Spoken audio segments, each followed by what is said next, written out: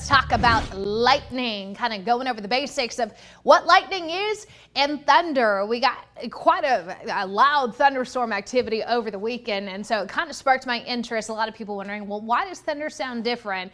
Well, you know, in order to have thunder, you need lightning. Right, absolutely, and you need these thunderstorms to be produced, you know, whether it be a cold front or any kind of system. We've been seeing that over the past few days.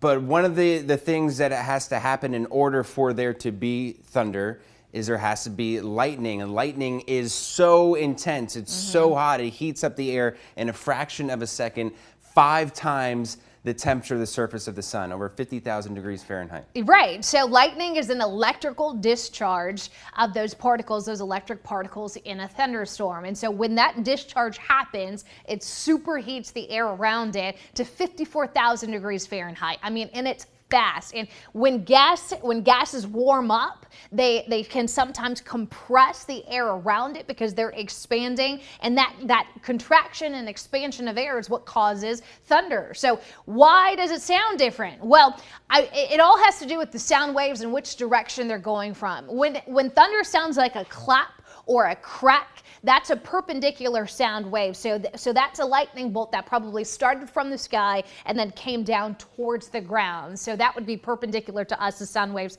coming down.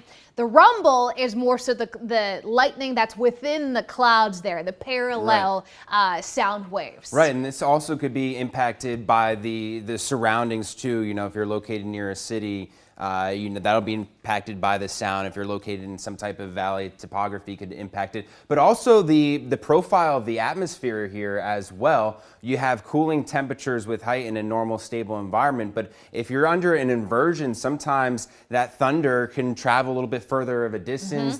That sound wave can be bounced around as it can't, you know, leave up towards space. So that's a cool phenomena as well. Right, an inversion being warm air above. So typically our atmosphere cools with height, but sometimes when we have that warm or stable layer up there, those sound waves go up and then they come back down, and so you would hear a thunderstorm further away. Now, I will tell you, you typically can hear thunder about 10 miles from a thunderstorm, but that's 10 miles on the extreme side. Most of the time, those thunderstorms are much closer. But also highlighting how you can get struck by lightning. There are several different ways, and this is something I talk a lot about in the schools because it's one of the most underrated threats. I mean, every single thunderstorm has lightning. That's what makes it a thunderstorm, right? So this is a very, very prevalent threat that we see here in Central Texas. The direct strike, obviously, that's just you standing outside being a dummy and getting hit by lightning, right?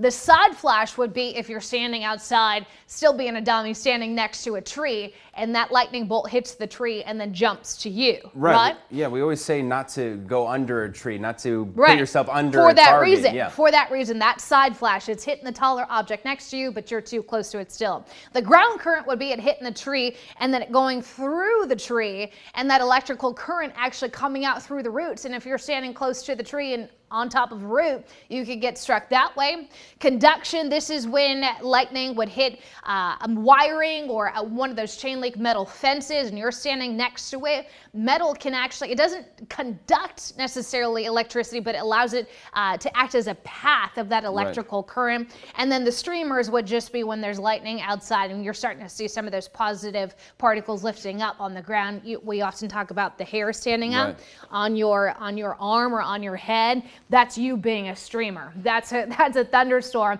and some of those particles looking to connect to that energy that's coming out of you. So there's so many different ways if you're being a dummy and standing outside to get hit by lightning, which is why we're saying don't do it. Get inside. And if you can hear thunder, you're close enough to be struck by lightning. If it's blue skies up above you, you could still be struck by lightning if there is a thunderstorm off in the distance. So if you're close enough to hear thunder, head indoors. That is the safest place to be. If you want more information on this weather blog, you can head up to our website, KXAN.com.